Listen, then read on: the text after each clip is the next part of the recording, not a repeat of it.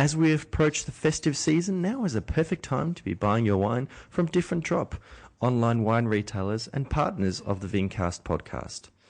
They've got a huge range of wines from all over Australia, made by some of the most exciting winemakers you can find, many of whom have actually been guests of this podcast. One of the great things about Different Drop is that if you don't love your wine, you can actually return it free of charge. They'll pick it up from you.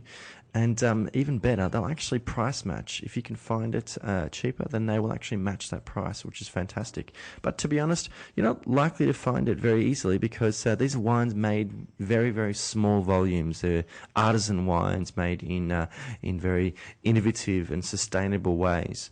Many of the guests of the podcast have talked about how much they love selling their wines through Different Drop because they really appreciate, they respect the kind of wines that these people are making. So if you go to differentdrop.com/intrepidwino, you'll find quite a few wines made by the guests of this podcast, and you can support them and support this podcast by buying the wines.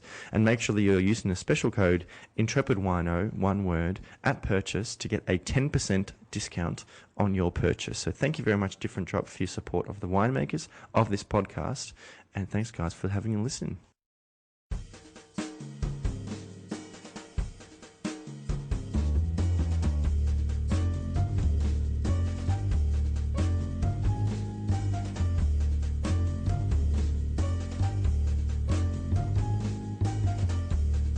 On episode 74 of the Vincast, I talk with Anna Martens, the winemaker behind Vino di Anna, some of the most exciting new wines to be coming out of the Etna region in Sicily.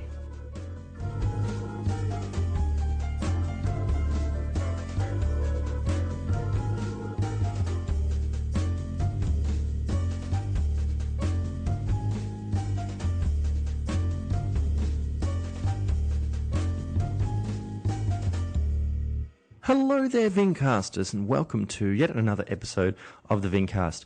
My name is James Kersbrook, otherwise known as the Intrepid Wino, and gee, it was lovely seeing a number of you at the Rootstock Sydney Festival very recently. It really is wonderful when people come up and let me know that they're listening to the podcast and what they're enjoying about it and maybe who they enjoy listening about. So please come up to me if you see me in the street, I guess, or message me on Twitter or on Facebook or on the website, and because I'd love to hear from you. It's always great to get that feedback. So I hope everyone enjoyed that weekend. It was certainly fantastic to be pouring wines on behalf of my employer. Those wonderful Italian wines from Pantelleria, Ireland, and I hope you got an opportunity to meet Gabriele Bini because he is quite a character. Now, I actually, the last episode, of course, I had John Verdeman from Pheasant's Tears, who was, of course, at Rootstock, and someone else who was at Rootstock who I managed to have a chat with is my guest on this week's episode. Her name is Anna Martens. She's originally from Adelaide, but she has been on a pretty amazing kind of winemaking journey around the world and has now settled in Etna. On Etna, as it should be, I guess, because it is a volcano which just recently had an eruption. And she's making wine there from Nerello Mascalese. So it was really wonderful to have a chat with her and, of course, taste her wines while she was here. And I hope you enjoyed this episode. Please stick around to the end to find out how you can get in touch with us to let us know that you enjoyed it too. But until then, I'll see you on the other side. Anna, thank you very much for making some time whilst you are here in Australia. And of course, it was lovely to see you up at Rootstock. And thank you for being on the Vincast. Thanks, James. So, as I was saying, I usually ask my guests, first off, if they can remember when they first had an interaction with wine that made them really think that there was something special there and they might want to pursue a career in it.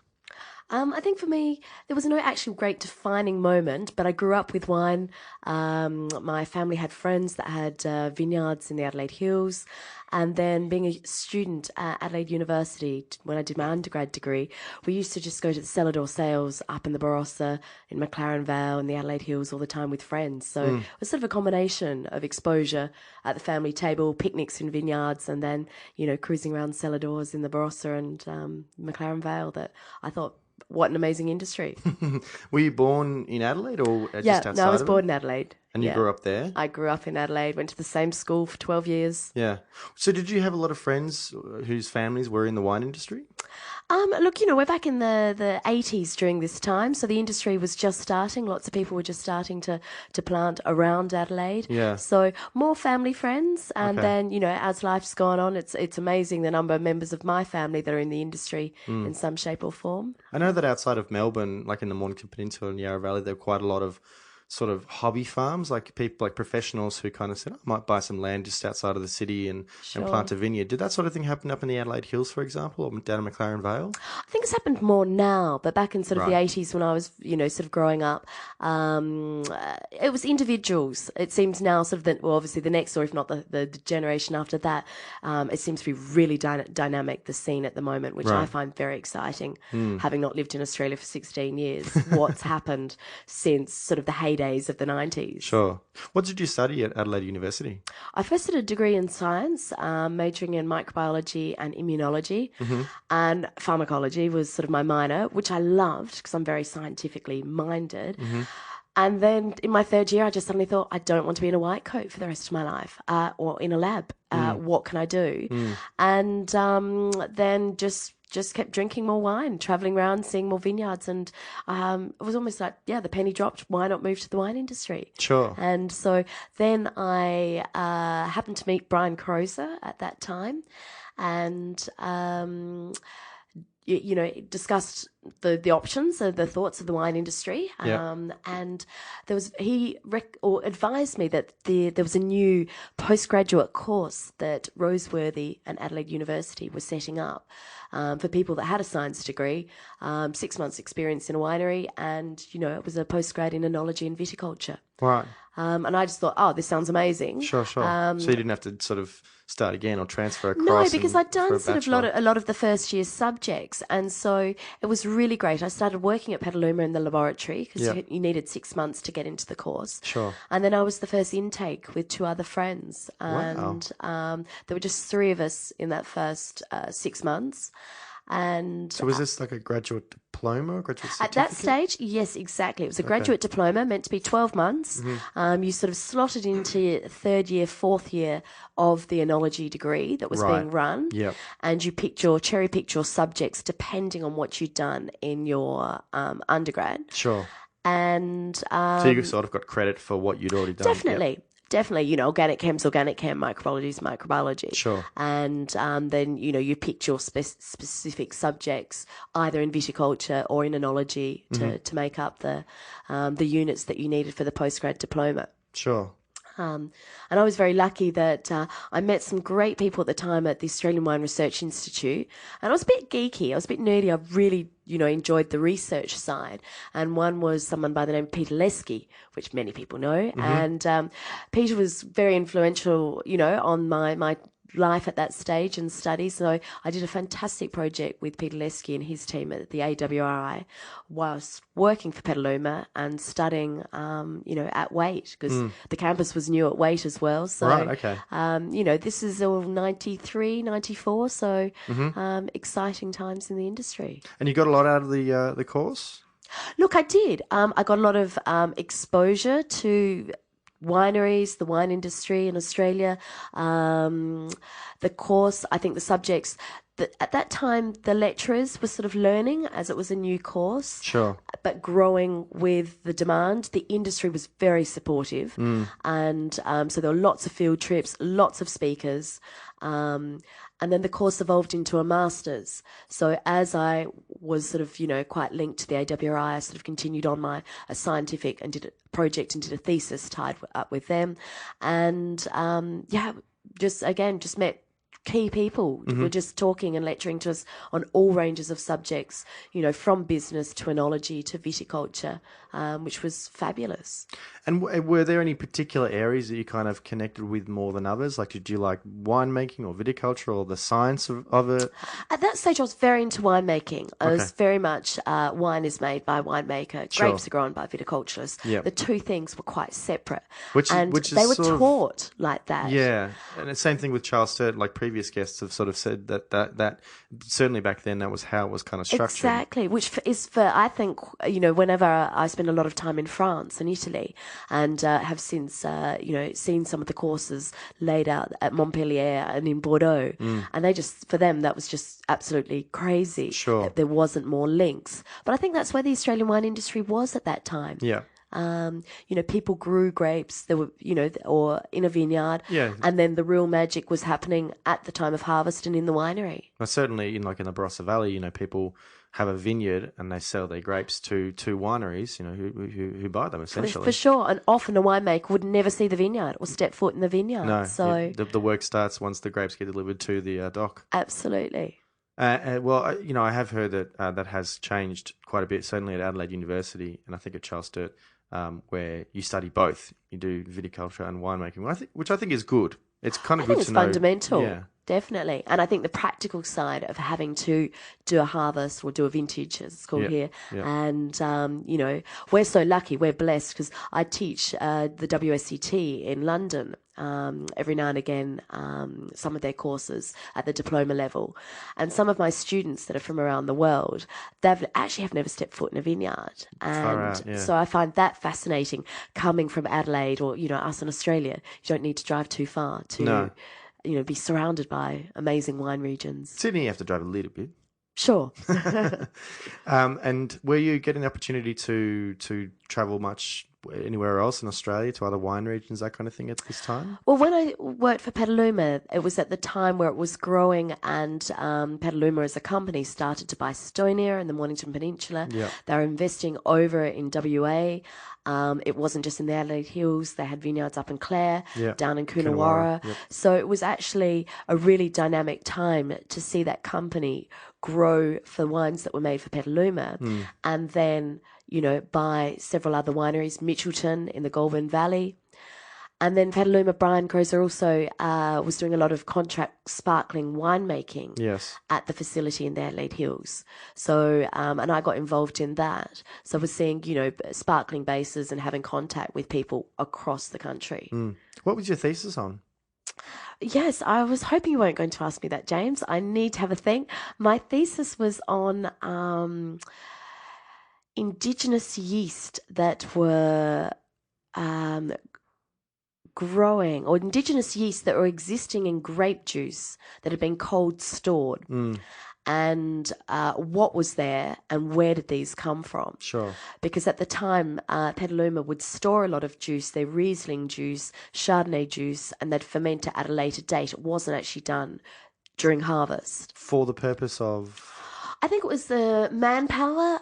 The focus during vintage was, a lot of about reds. That you can only juggle so much work. Yep. The Riesling, a lot of Riesling was made. So one take would be fermenting, and then the rest would sort of be fermented and released later. Oh, okay. So different bottlings. Sure. So I was really fascinated from yeast and what actually did a fermentation. Where was it coming from? Is it from the vineyard? What species are there? And then what strains are there? That's pretty geeky. Yeah, it was kind of geeky. How long did you end up working at Petaluma for? I started at the end of 93 and I finished at the end of 99. Wow, okay. So you have to do the maths.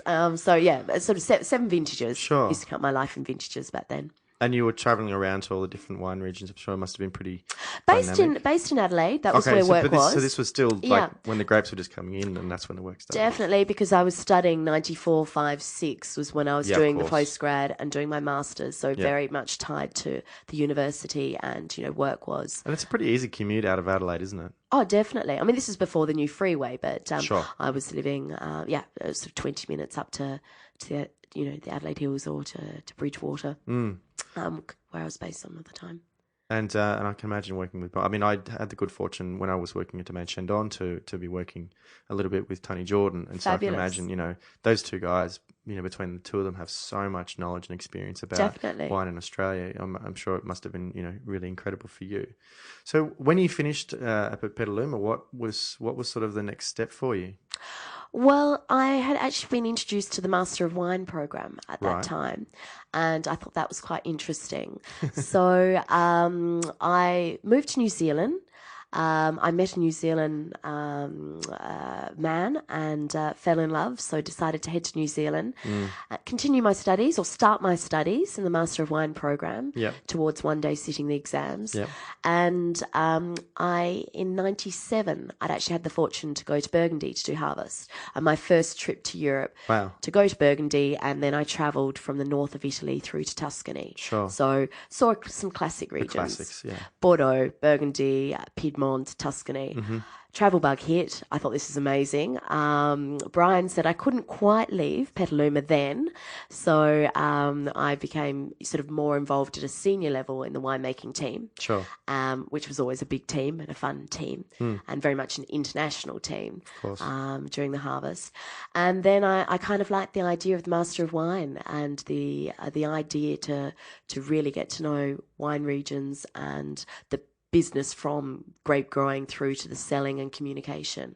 Did you get that just by being introduced to the program itself, or did you kind of get it from the travel and go and like seeing the wine regions? Combination, sure. Yeah, a combination of sort of the my first trip to Europe and being welcomed by people like the Luton family, the Antinori family, the Durand family. So with Brian's Croser's contacts, he was very generous and hooked me up to go and see amazing chateau and little domains. And you would have got some pretty amazing visits out of that, to really get in-depth understanding about each of the different domains and chateaus and definitely.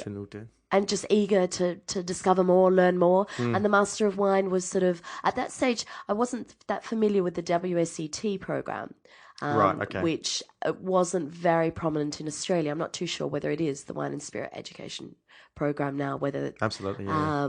So in hindsight, I probably should have got stuck into that first, but I kind of went straight into the Masters of Wine. How did you get introduced to the MW? Brian was a speaker, and they used to come and do a seminar in Australia, and they were trying to get Australians or an Australasian base here that would attract people from New Zealand, South Africa, Asia. And so I went to one of the first seminars in Melbourne promoting it. And did Mr. Hill Smith have his MW by this point? Yeah, Michael Hill Smith was Master of Wine. Right, okay. And Len Evans at the time was alive and very involved in that, James Halliday. So it was an amazing experience to be part of the study program, which is just... Study programs are a strong word for the Master of Wine. You come in with a great experience and need to have an extraordinary base to then, just build on it, yeah. Exactly.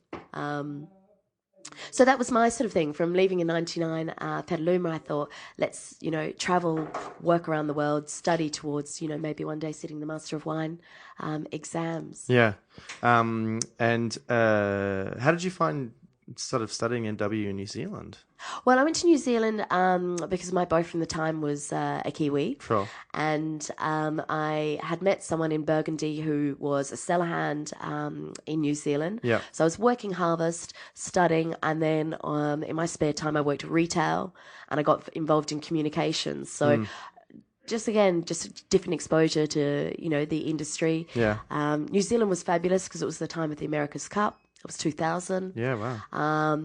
Lots of international... The wine shop I worked for had, really a big amount of international wines. Well, that was my next question. Was did you find it difficult to get access to a lot of the wines to sort of be able to get experience with the wines with great wines of the world, I guess? I think I'd had the chance working for Petaluma to try a lot of great champagnes and Bordeaux and Burgundy. I had no knowledge of Italian or Spanish wines. German? A little bit of German, yes. Brian's a big fan of German wines, and was always very generous of doing some tastings. Yeah, okay. For all the staff and the people in the cellar, that were working in the winery. Of course. And so I sort of fell in with a group of fellow students. There was actually quite a few people starting to study the Master of Wine in New Zealand, and a couple of importers importing, things from Germany, from Spain, from Italy, new wines, Chile. And so, it actually was a really good place, for me in my early studies to be, and fun. So how far did you go with the MW studies? I sat the exams and passed some parts of the paper, but not enough. And then decided I actually need to spend some time in Europe. It's all well and good getting the map of Tuscany, but if you haven't driven around, you're never going to know the nuances if you haven't actually spent time in some of these countries. So I thought, let me take the next couple of years to utilize my winemaking qualifications to be, the flying winemaker. That's your passport in the European wine industry. Exact. Oh, what was my passport? Or that's the passport. Yeah. Definitely. And so I had the opportunity in 2001 to do harvest in Argentina. Yeah. And travel around South America, and then decided to go to Italy and work a harvest job on the Tuscan coastline. Really? Yeah. Like Bulgari or Maremma? Yeah. No, in Bulgari. So it was at Ornellaia. Oh, wow. And no ordinary winery. no, and which was just, the world was open. I was hooked. Italy was amazing. Yeah. And James, Italy's basically been home since 2001. Wow. Okay. Yeah. So what? So you basically just stayed there? Basically, yes. Where did you sort of first settle? At Ornellaia. I And how- basically had a room on the estate at Ornellaia for sort of a 2-month harvest experience. Yeah. And got offered a full-time job at the end of the 2 months. And yeah, Ornellaia was my home for about 4 years. Far out. And how quickly did you pick up Italian? Quite quickly, because I'd actually studied Spanish. Right. And I went to Florence because I had the chance, and during the summer times before the harvest I did a crash language course. Sure. And at the time, Ornellaia was actually an interesting place. My boss, Thomas Dureau, who was head of winemaking, was French. Yeah. Didn't speak Italian that well, so we communicated in, a combination of French, but he spoke fluent English. Yeah. Mondavi was coming in okay. to purchase Ornellaia from Ludovico Antinori. Sure. So, English was, a language that, was utilised. Kind of an international sort of At setup. that time, definitely. Sure. Yeah.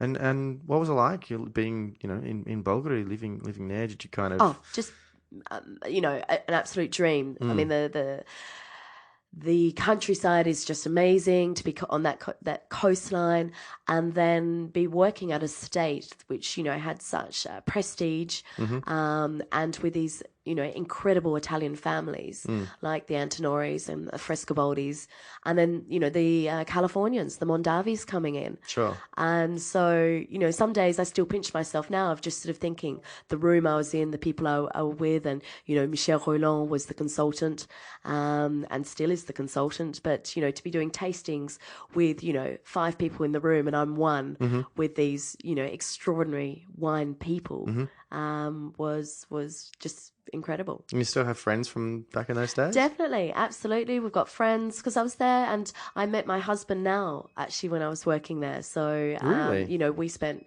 time in Tuscany as a couple. How did that happen?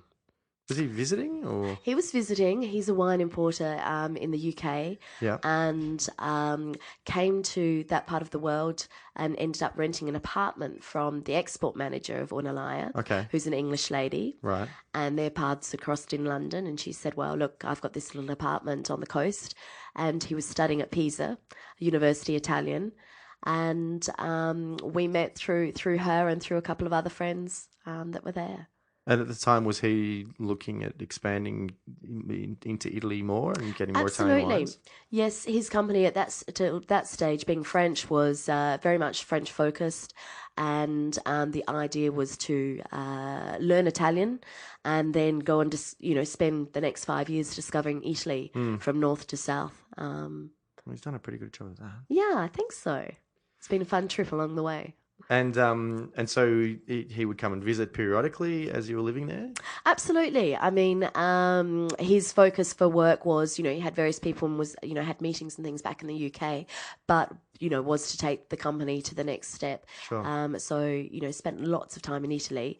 And so I was sort of working at Ornellaia, but then, we'd travel up to to Sardinia for the weekend, or I'd meet him up in the north if he was up in the north, and or he'd come down, to Bulgari for the weekend. So Yeah. So you spent 4 years there?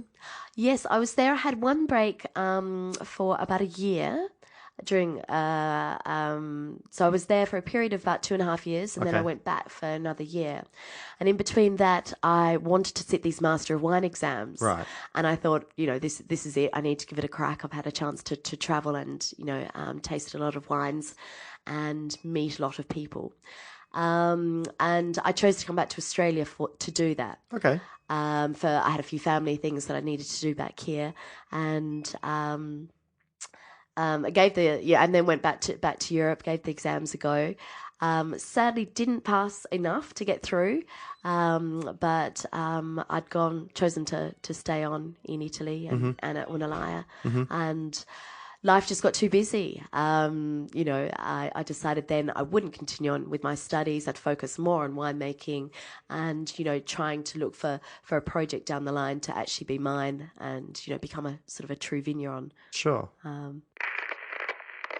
As a supporter of great wine communication, Wine Companion is a great resource for you to find out more about wines that you might have heard about on the podcast or around about, talking with sommeliers, that kind of thing. Wine Companion is, of course, the annual guide from James Halliday about Australian wines with lots of reviews and scores and that kind of thing. But also you can find lots and lots of information on the Wine Companion website, including a back catalogue of tasting notes.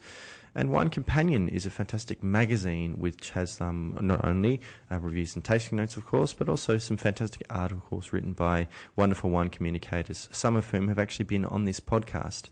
And as a supporter of wine communication like this podcast, you can actually get a fantastic discount on any Wine Companion subscription package simply by putting in the code Intrepid30 at purchase. So you can get a 30% discount, which is an enormous saving and is really well worth looking into. So please let the guys at Wine Companion know that you heard about this wonderful deal via the podcast, and you'll be supporting me and supporting great wine communication.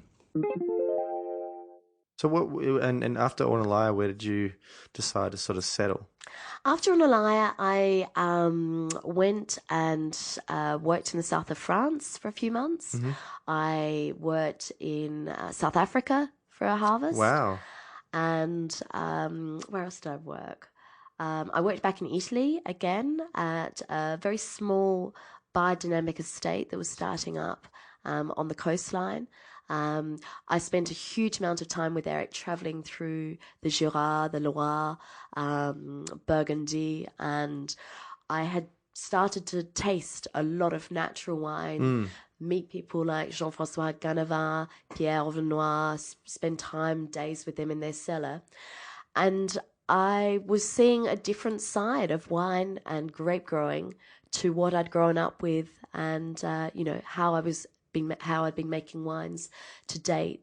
Yeah, I can only imagine, having grown up in Australia, particularly in Adelaide, which is a very strong sort of centre for wine, Sure. and then working at Petaluma, and then the studies, and then the Master of Wine, you probably would be less exposed to those kinds of wines. So was it Eric that kind of just introduced you to them? Absolutely, it was Eric. I can remember us sort of saying, we were in Bulgari, and him sort of saying, well, look, you've got a week's holiday. I'm heading, driving back, through France to the UK. Yeah. Why don't you come with me and let me show you the other side? Sure. So, complete eye-opening driving and visiting these tiny little estates and just drinking these incredible wines. Yeah.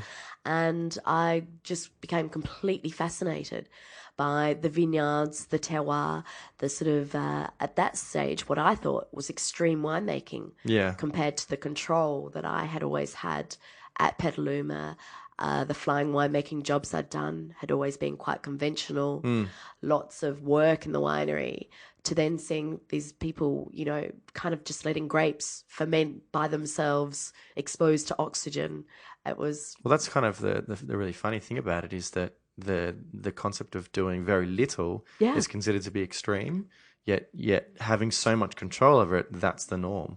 Absolutely, James. It's sort of, the other way round, I think society or the industry, we've actually made it the other way In round. the same way that, organic and biodynamic, you have to get certification, it takes several years, you have to pay to do it to prove that you're adding nothing, whereas Exactly. everyone else doesn't have to prove what they are doing to it. Exactly. No, I agree with you.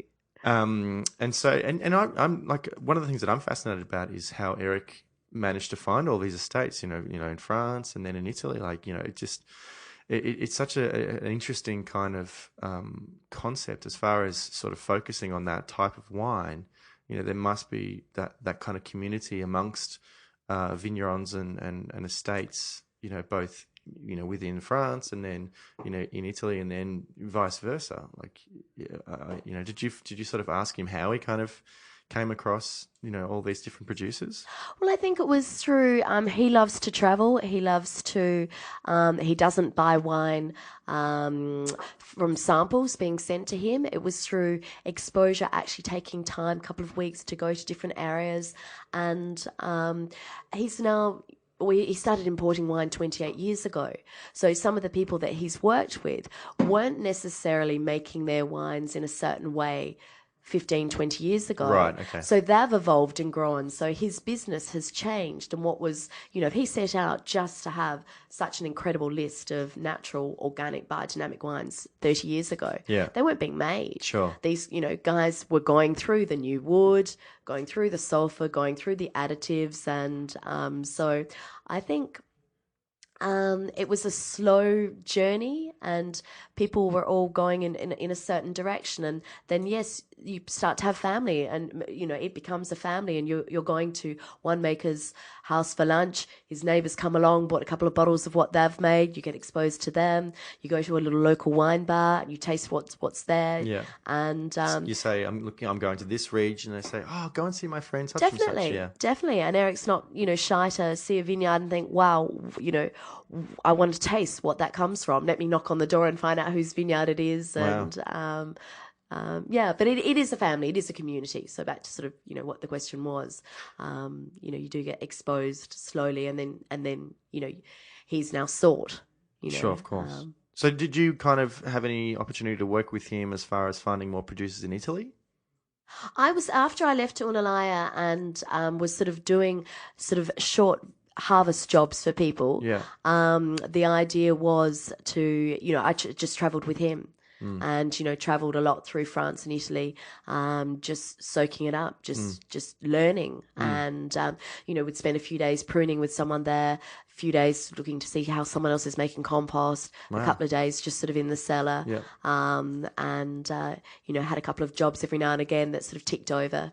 I did a bit of writing for an Australian publication. And yeah, you talked about sort of thinking about, a future project. At what point did you and Eric sort of talk about the possibility of having your own kind of piece of the world to make your own wine? I think it was in 2005 where I'd gone back to Ornellaia after sitting my Master of Wine exams for a period of time as the winemaker. Yeah. Thomas Dureau had gone to Bordeaux, to Chateau Palmer, and they were short a winemaker sort of right before harvest in June. So I was asked whether I could step up and take the position for 6 months while they interviewed to find, basically Thomas' predecessor and the person that was going to take over. And so I hoped at that time it might be me because was going to be an amazing role. But also I was a little bit hesitant because I actually sort of thought I'd seen how other people were making their wines. Sure. And I thought this could potentially be my opportunity to go off and find and create my own project. And Derek and I went to Mount Etna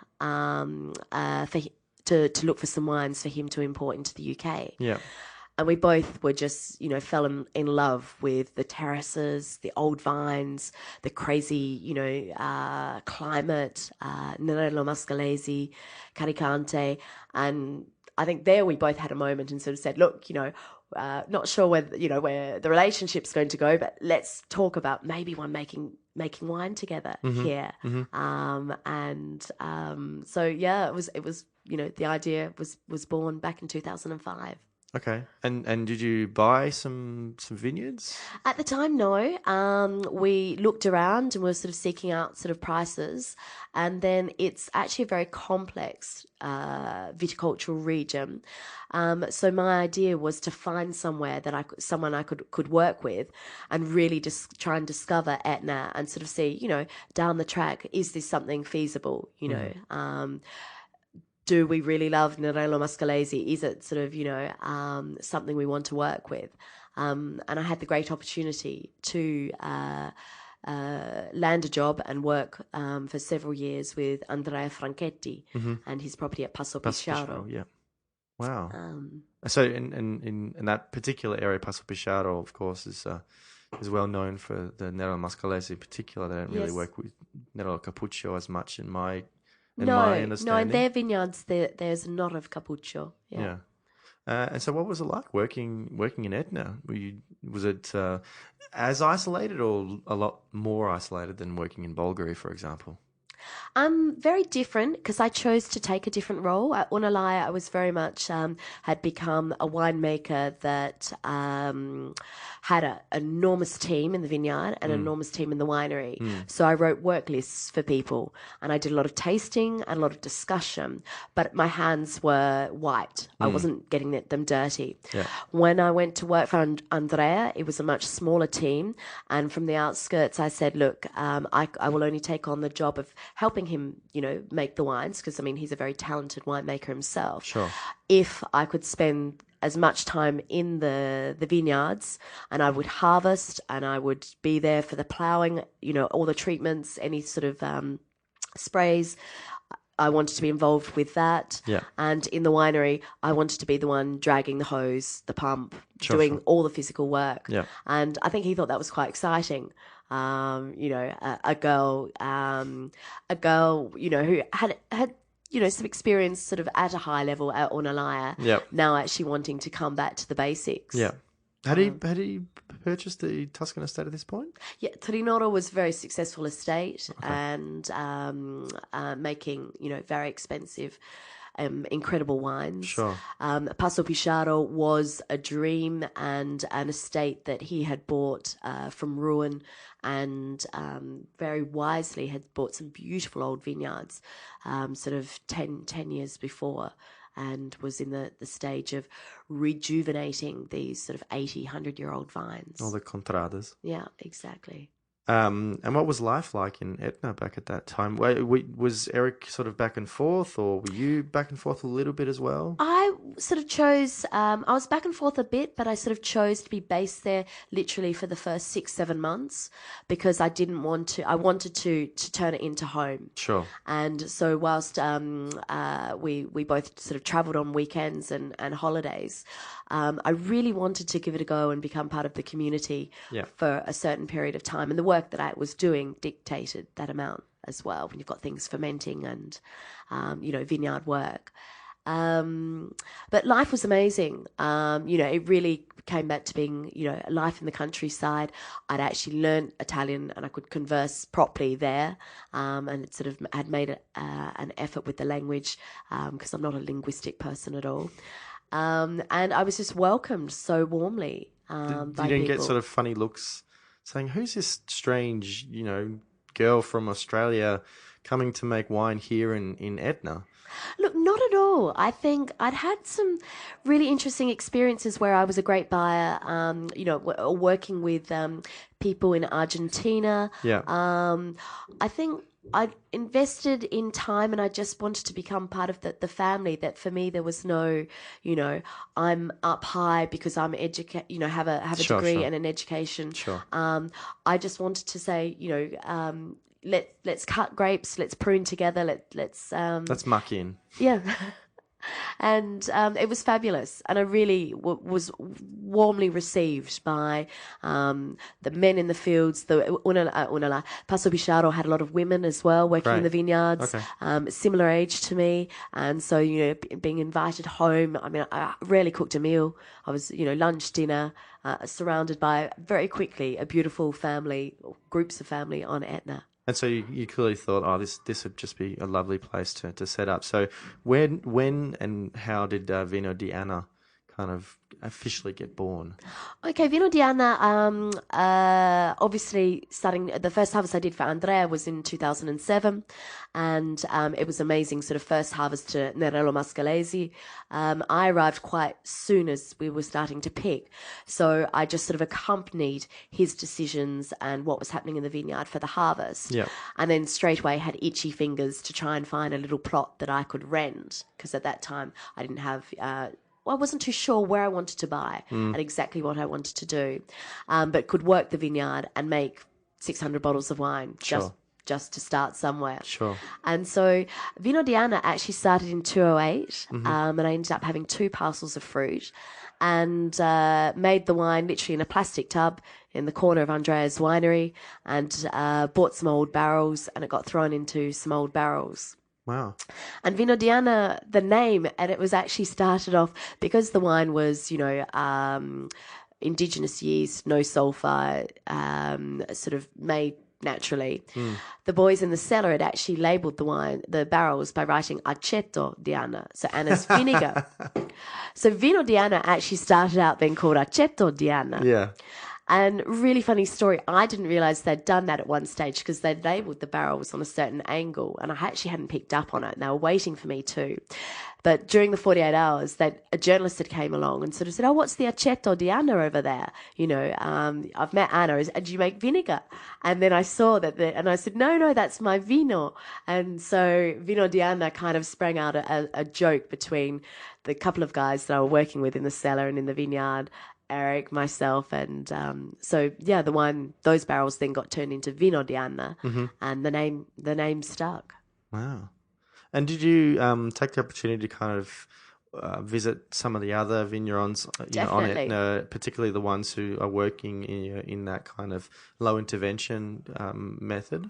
At that time, it was exciting because there was Alberto Gracci was just starting out. Yep. Giuseppe Russo had just taken over the property from his father. They're a bit younger than me, but we were sort of similar ages, so we sort of started swapping ideas, and they'd often call me and for my thoughts and come to the vineyard, come to the winery, and so we could sort of taste and bounce ideas off each other. Yeah. Frank Corneliusson I'd met, and he was sort of very generous. We ate and drank a lot together during those days because neither of us had a family there. And Marco de Grazia, I'd met Salvo Forti, Massimiliano from Calabretta. So there really is, a lovely little community of people. And we all used to meet at this crazy wine bar called Carvox on a Friday. I have heard of it. And it was just a melting pot of ideas. People from around the world discovered this, it was a shoebox. Sure.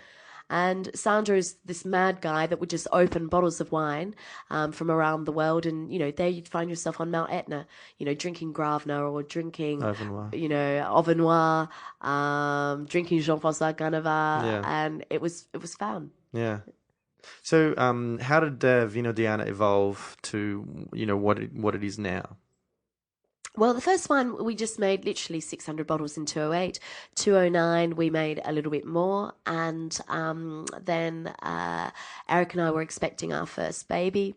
And so in 210, I had to leave Andrea's position because I didn't have the family support in Sicily to have a newborn and continue working in the capacity that Passo Pesciaro required. Yeah.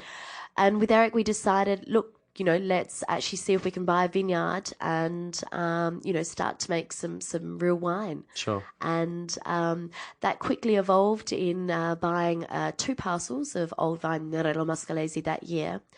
And then we rented a house that was opposite the vineyard. And the first year in 210, we made the wines actually in a local co-op. It was the only space we could find. Yeah. Moved in we'd had, a wooden fermenter, a couple of things sort of that made for us from friends in France. And so we sort of had this space in this massive co-op, which was an experience.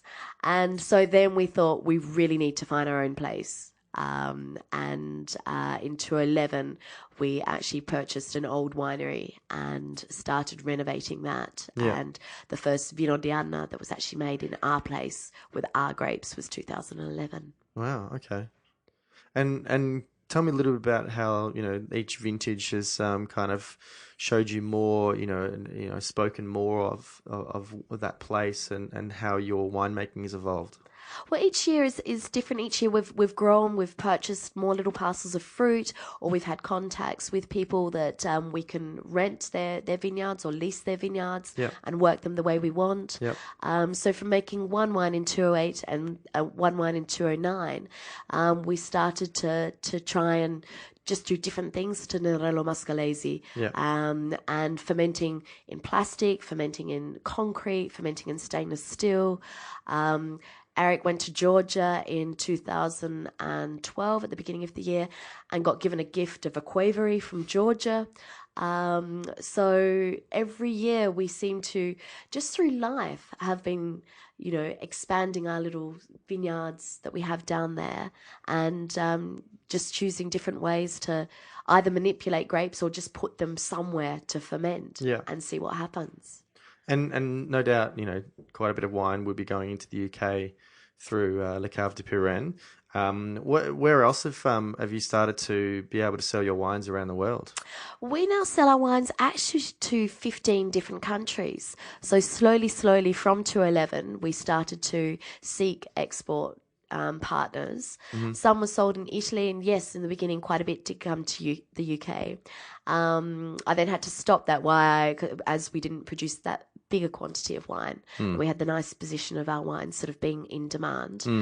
Etna just became an explosion, for choice of bad words, of everyone was interested. Everyone wanted to have an Etna wine on their list. Yeah. So, we'd be there locally, and people from Sweden, from Japan, from Scandinavia definitely, were looking for Etna wines. Sure. And we chose, through both my experience and Eric's experience, we had contacts in all the wine fairs from around the world. Sure. And we started to be invited to show our wines at Vini Veri, the off from Vinitaly, in the south of France, at La Dive. So slowly because of friends, they sort of tried our wines and very generously sort of said, well, you fit the philosophy of what our event is about in the way you're farming your vines and making your wines. Come show them. And from there, we had the chance to meet importers from around the world. And of course, as I mentioned at the start of the episode, you were here for the Rootstock Wine Festival. Speaking of wine fairs, how did you find the event and interacting with some of the I guess the young enthusiastic wine lovers here? Rootstock was amazing. Giorgio's kindly invited us last year as well, and sadly we couldn't come because of the time of the year. So it was fabulous. I think the energy of the room and the number of people that just seemed to be so interested. I found the industry just really exciting. And not having lived in Australia for many years. Yeah, definitely. And, I'd sort of thought what had happened in Sydney, but Melbourne just seems to be sort of crazy, the enthusiasm for wines. Because when I grew up, even working at Petaluma in the 90s, there wasn't a lot of imported wine. No. And it was very expensive. Sure. Not saying it's not expensive these days, but the industry is booming, and there's just the desire of people to travel and taste. And certainly back then, I think that the wines that were imported were at the more expensive end. Definitely. Bordeaux, Burgundy, Champagne. For sure, and they were the classics. Super-Tuscans, that sort of thing. Yeah. But now, like, you can find wines from, almost anywhere in Europe, and there's exciting wines coming out from, other New World wine-producing countries as well. The few places I've gone to eat at, the wine lists are really exciting here. Yeah, absolutely. And, I had the chance to see wine lists often in Paris and in London, and I think, some of them here are just as exciting, if not even more. Yeah, well, it's obviously it's a really exciting and dynamic time, and clearly, what Vino di Anna isn't even 10 years in yet, so there's probably a lot more, ahead of you as far as how the wine will evolve and grow, and so I'm excited to see more of your wines in the future. Oh, thank you, James. That's really kind. No, I think from 2014, we've made 1 white, 6 reds, and I think that's where we'll keep it. But we've now got our little estate has grown to nearly 5 hectares. Yeah. And, we've expanded, and we now feel like we're proper vignerons making wine. So yeah, fantastic. Fabulous. And people will be able to get access to the wines here in Australia? Our wines will land at the end of January, and Patrick Sullivan, a winemaking friend of ours, And will former be... guest of the podcast. Oh, okay. Patrick will be distributing them for us. Sure. And so they'll probably come available in March. I think he's going to let them sort of settle for a couple of months before they head out on the trade. Fantastic. And, well, I just want to say thank you very much James, for it's been being on my the show. pleasure. And what's the best way for people to kind of follow the Vino di Anna story on social media and online, that kind of thing? Okay, we have a Facebook page, Vino di Anna, and I welcome many friends. And we have a website, which should be updated more than it is, but we do have a website, and maybe Patrick will get me organised a bit more on social media with Instagram and things like that. So. Patrick and organised is not necessarily two words you find in the same sentence. Okay, often. maybe my 6-year-old will actually teach me how to do those sorts of things. So, and other than that, visitors. We love visitors. I highly recommend a visit to Etna. Our place is always the doors open, and you have to work. That's the only way we feed and people we feed and drink, feed and water people, I should say. But there's always some work to be done, which is great fun. Fantastic, and I look forward to the next opportunity to meet. Cheers, James. Thanks for your time. And as always, thank you very much, guys, for listening to another episode of the Vincast. I have been James Kersbrook, otherwise known as the Intrepid Wino, and as usual, you can follow me on social media on Twitter and Instagram. I'm at Intrepid Wino, and the podcast is at the Vincast. If you go to facebook.com/Intrepid Wino, you'll find my Facebook page with lots of links and pictures. If you go to the YouTube channel, Intrepid Wino, again, one word, you'll actually be able to see some videos that I've made of tasting some wine, some of which were made by guests of the podcast. And I'd love a subscription for you to subscribe to that and like a couple of videos. Of course, you can subscribe to the podcast on iTunes, Stitcher, Player FM, or any number of different podcasting apps. And if you do subscribe, it means you get the episode as soon as it becomes available. If you do subscribe, please do leave me a rating and review. It is fantastic feedback for not only myself, but also potential guests and potential listeners of this podcast. Of course, all the information can be found at intrepidwino.com, where you can also read about various tastings and adventures I've been on in the past. It's great to have you on board. As always, I look forward to more guests before the end of the year. But until then, bye.